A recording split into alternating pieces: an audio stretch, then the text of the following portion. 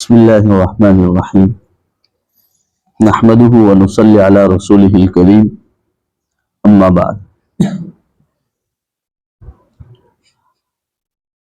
وعن أبي يزيد معن بن يزيد الأخنس رضي الله عنه وهو أبوه وجده صحابيون قال كان أبي يزيد أخرج دنانير يتصدق بها فوضعها عند رجل في المسجد فجئت فأخذتها فأتيته بها فقال والله ما إياك أردت فخصمته إلى رسول الله صلى الله عليه وسلم فقال لك ما نويت يا يزيد ولك ما أخذت يا معن أو كما قال عليه الصلاة والسلام۔ سب سے پہلے ہم 3 مرتبہ قل هو اللہ احد پڑھ لیں۔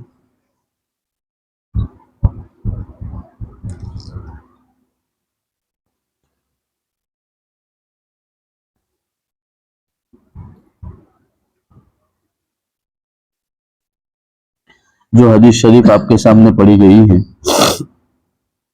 اس میں ایک خصوصیت ہے، وہ یہ ہے کہ بیٹا اور باپ اور دادا تینوں جو نسل ہے پوری وہ مسلمان، جیسے یزید، معن بن یزید، اخنس، یہ تینوں جو ہیں صحابی ہیں، یعنی اپنے تو اب کیا ہے دادا پردادا جتنے بھی ہیں الحمدللہ کافی حد تک سب مسلمان، لیکن اس زمانے میں ایسا ہوتا تھا کہ بیوی مسلمان نہیں تو شوہر مسلمان ہے، بیٹا مسلمان نہیں، اس طرح ہوتا۔ تو اس زمانے کے حساب سے یہ بتایا گیا حدیث کے اندر پہلی چیز کہ جو ہے بیٹا بھی مسلمان ہے، باپ بھی مسلمان ہے اور دادا بھی مسلمان ہے، تو یہ ایک بڑی خصوصیت ہے۔ اس حدیث شریف میں جو چیز آئی ہے، ہمارا جو بیان ہے وہ نیت پر ہے، ابھی بھی 12 حدیثیں ذکر کی ہیں، اس میں سے یہ حدیث بھی ہے۔ والد صاحب نے یعنی ابا نے، جیسے ہم صدقہ نکالتے ہیں اسی طرح ابا نے صدقہ نکالا، اور جیسے ہم گھر پہ نہیں کہ روزانہ کچھ کام ہے تو روزانہ، یہ عادت بھی ہونی چاہیے ہماری کہ ہم روزانہ صدقہ نکالیں، اچھی چیز ہے۔ تو اس صدقے کو کہتے ہیں نفلی صدقہ، جیسے زکوٰۃ ہے وہ تو فرض ہے، دوسرا ایک نیت کی ہم نے کہ فلاں کام میرا ہو گیا تو میں اتنا روپیہ صدقہ کروں گا، یا جو بھی نیت کی ہو، نماز پڑھوں گا، روزہ رکھوں گا، یا قرآن کریم پڑھوں گا، یا یاسین پڑھوں گا، جو بھی نیت کی، پیسے کی نیت کی کہ اتنے پیسے دوں گا، تو یہ تو ہو گیا صدقہ واجبہ۔ ایک ہوتا ہے دوسرا جو شریعت کی طرف سے ہے، جس کو صدقۃ الفطر کہتے ہیں، رمضان کے بعد جو عید آتی ہے اس میں ہوتا ہے صدقۃ الفطر، وہ بھی واجب ہے، لیکن وہ اللہ کی طرف سے ہے، جو مالدار ہیں، جن پر قربانی واجب ہے، جو صاحب حیثیت ہیں، ان پر صدقہ فطر آتا ہے۔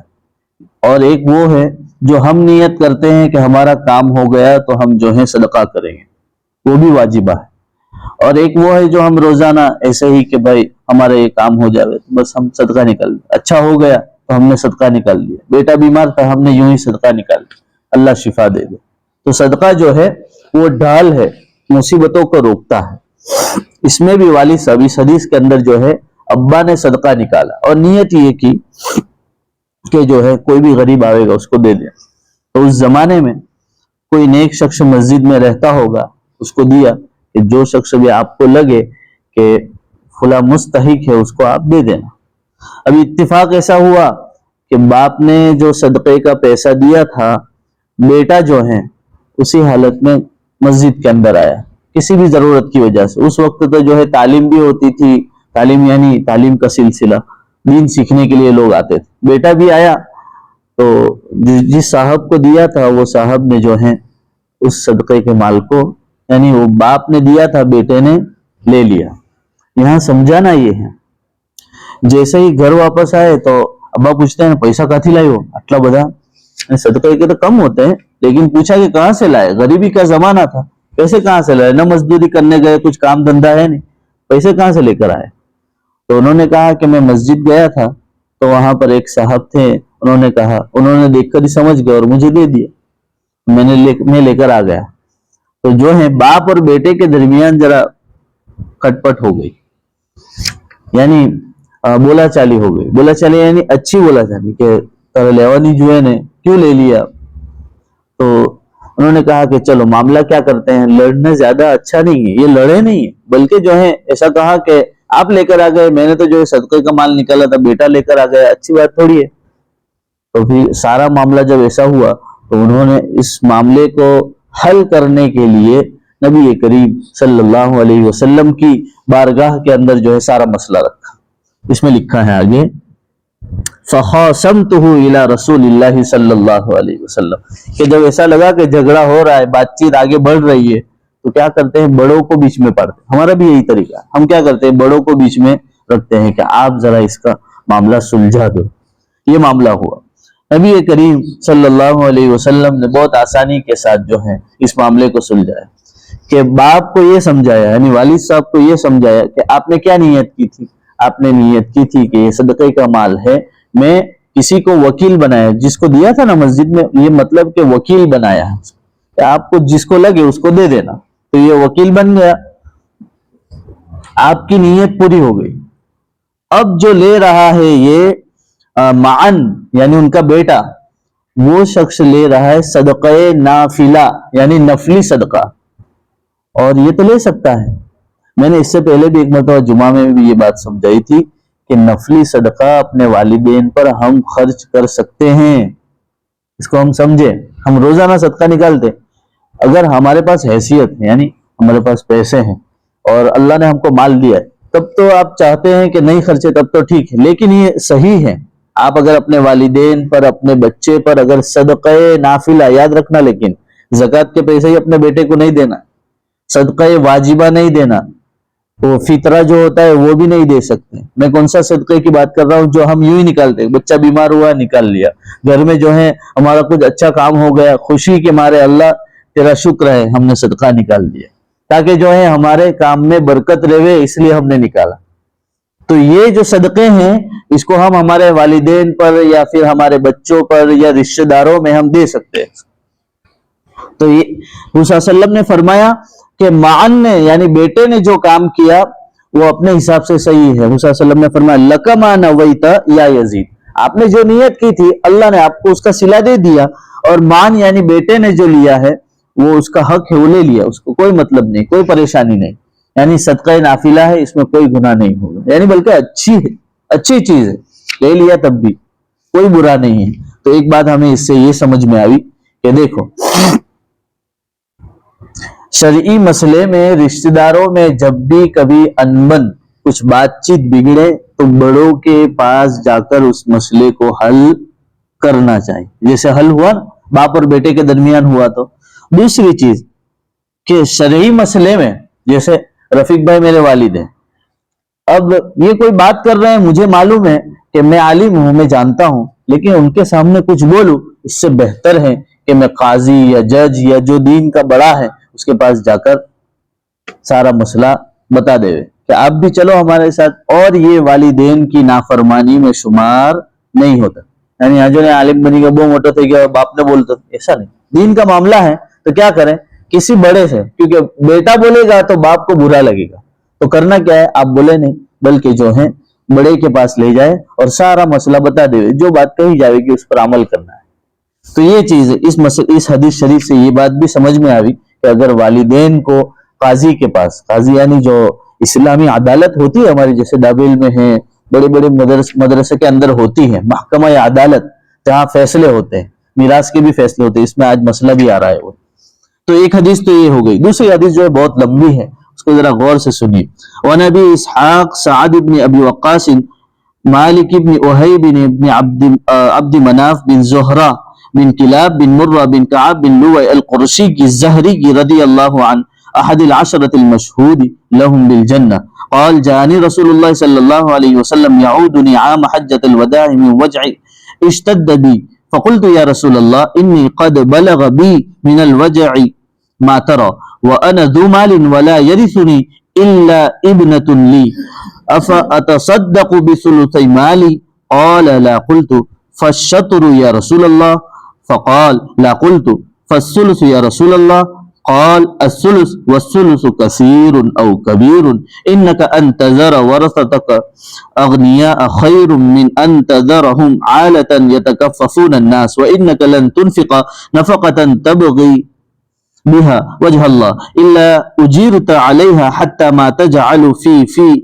امرأتك. قال قلت يا رسول الله أخلف بعد أصحابي؟ قال إنك لن تخلف فتعمل عملا تبتغي به وجه الله إلا ارتد به درجة ورفعة ولعلك أن تخلف حتى ينتفع بك أقوام ويضرك بك آخرون. اللهم امض لأصحابي هجرتهم ولا تردهم على أعقابهم لكن البائس سعد بن خولة يرثي له رسول الله صلی اللہ علیہ وسلم ان مات بمکہ او کما قال علیہ الصلوۃ والسلام. جو ہے حدیث کا ہی درس ہو رہا ہے، اس لیے حدیث تو پڑھنا ہی ہے. اس حدیث شریف میں جو ہے وصیت کے بارے میں، تو میراث کو ہم زیادہ سمجھے گی نہیں، کیونکہ جب گھر کے مسئلے ہو تب جا کر بڑے مفتی سے پوچھ ہی لینے کا، ساری وراثت جو ہے وہ سارا لکھ کر دے دینے کا کہ یہ چیزیں یہ چیزیں یہ چیزیں، کیونکہ سارا مسئلہ سمجھانا تو بہت مشکل ہے، بہت لمبا ہے. اور جو ہے قیامت میں جب قیامت قریب ہوگی سب سے پہلے میراث کا علم اٹھا لیا جائے، یعنی میراث کے جاننے والے بہت کم رہیں گے.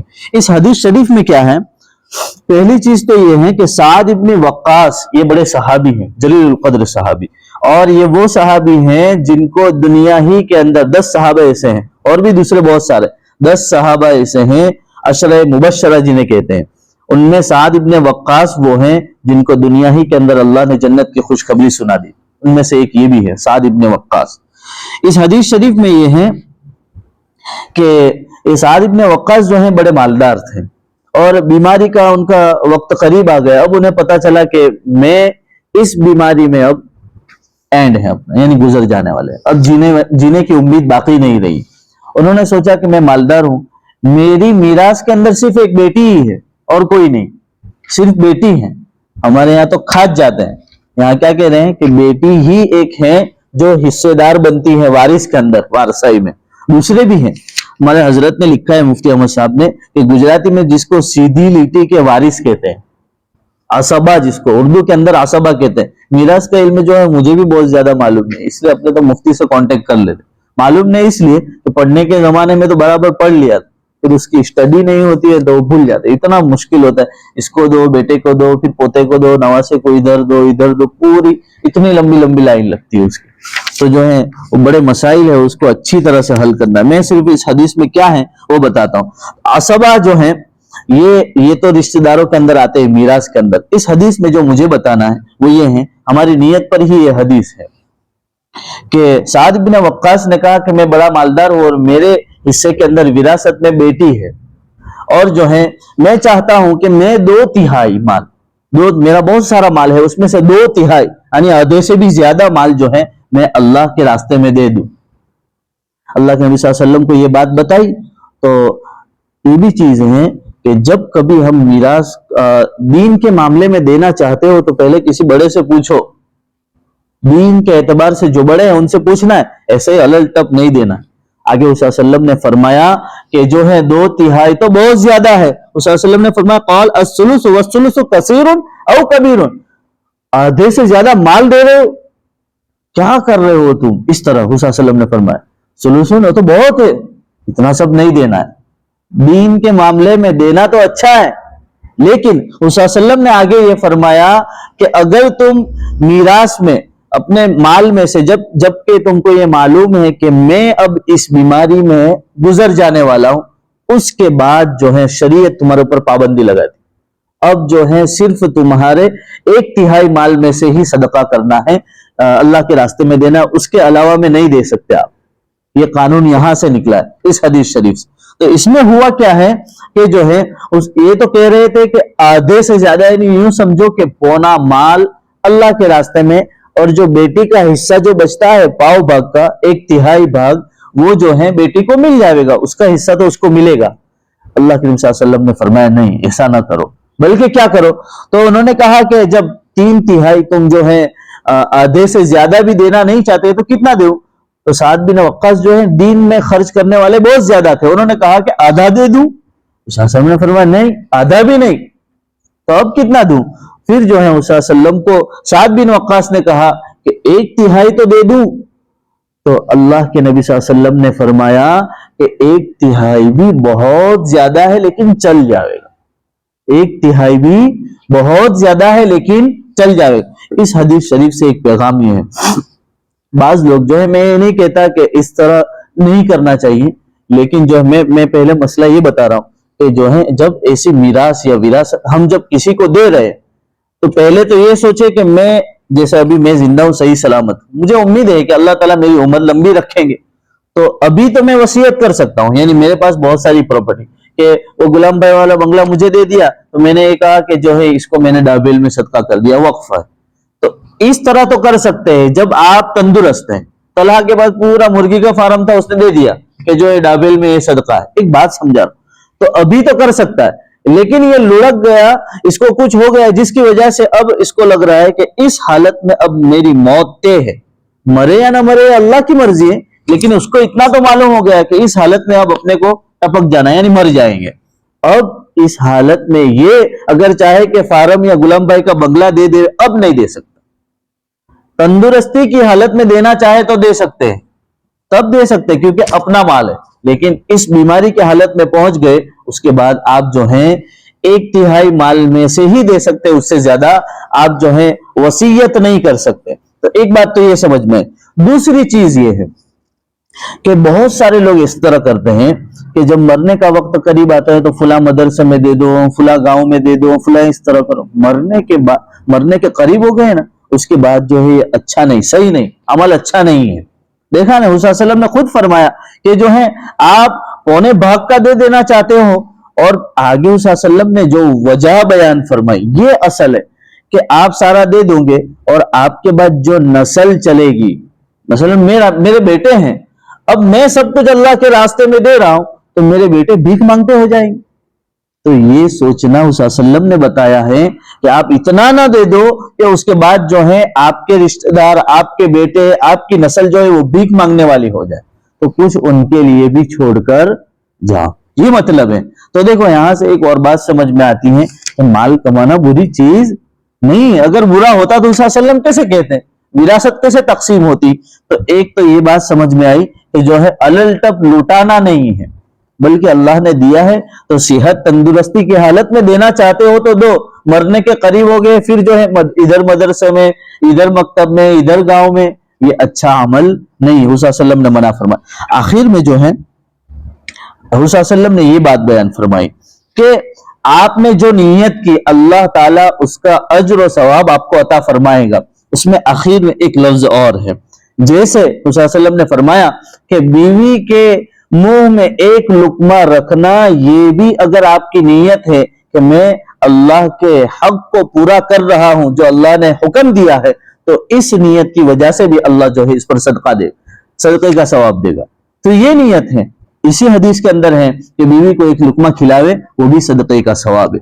इसके बाद जो है एक और चीज है कि वारिसों को मालदार छोड़ना चाहिए, जो मैंने आपको बताया। उसके बाद एक और चीज आई कि अल्लाह के नबी सल्लल्लाहु अलैहि वसल्लम के सामने एक सहाबी जो है उन्होंने ये नियत की कि मैं मक्का में बीमार हो रहे हैं 7 दिन मक्का, तो ये सोच रहे हैं कि मेरा इधर ही इंतकाल हो जाएगा। हालांकि इन्होंने जो है मदीना की तरफ हिजरत की थी, किसी काम की वजह से इधर आए थे। अब अगर यहां मर गया तो जिस शहर को अल्लाह के वास्ते छोड़ा था, मक्का को, उसी शहर में इंतकाल होना इनके लिए अच्छा नहीं लग रहा था। तो ये सोच रहे थे कि जो है यहां से अगर मुझे जिंदगी मिले और मैं चला जाऊं तो जो है अच्छा हो।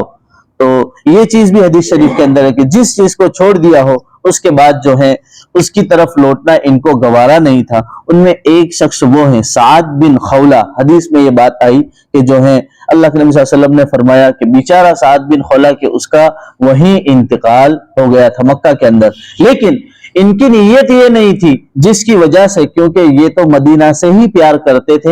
ये अभी की बात नहीं, अब तो मक्का भी अच्छा है और मदीना भी अच्छा है। उस जमाने की बात है जब कुफार हर तरफ थे और मदीना जो है दारुल इस्लाम था, उस जमाने की बात है। तो उस वक्त में जो है इन पर ये लफ्ज कहा गया, लाकिन नलबस के जो है साद बिन खौला बेचारा ऐसा है कि وہ قابل رحم ہے کہ اس کا انتقال جو ہے مکہ ہی کے اندر ہو گیا۔ اخیر ایک حدیث ہے، بہت شارٹ کٹ میں پڑھتا ہوں۔ عن ابی ہریرہ عبد الرحمن بن صخر رضی اللہ عنہ قال قال رسول اللہ صلی اللہ علیہ وسلم ان اللہ لا ينظر الى اجسامکم ولا الى صورکم ولکن ينظر الى قلوبکم واعمالکم۔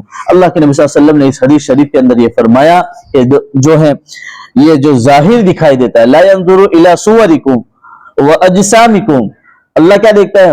قلوبکم۔ اللہ یہ فرما رہا ہے کہ نہ تمہارے چہرے کی رنگت، یہ اپنی بیویوں کو ذرا بتانے کی یہ حدیث کہ جو ہے ہمارے تھوبڑے کو دیکھ کر یہ میک اپ کر کے نکلتے ہیں، اس کو کوئی دیکھتا نہیں ہے، اللہ کے یہاں اس کی کوئی حیثیت نہیں۔ اسی لیے قربانی کے موقع پر جو ہے بعض لوگ یہ سوال کرتے ہیں، قربانی کے موقع پر ہم جانور ذبح کرتے ہیں، اسٹیٹس پر وغیرہ پر رکھتے ہیں، اگر ہم ریاکاری کر رہے ہیں تو اللہ کی قسم وہ قربانی قبول ہی نہیں ہوتی، کیونکہ وہ ریاکاری ہے، اللہ کے لیے ہے نہیں۔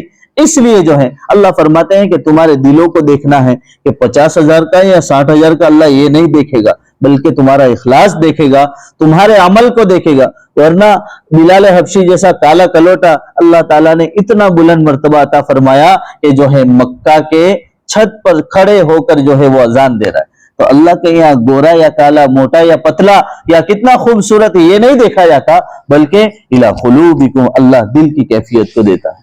وآخر دعوانا الحمدللہ۔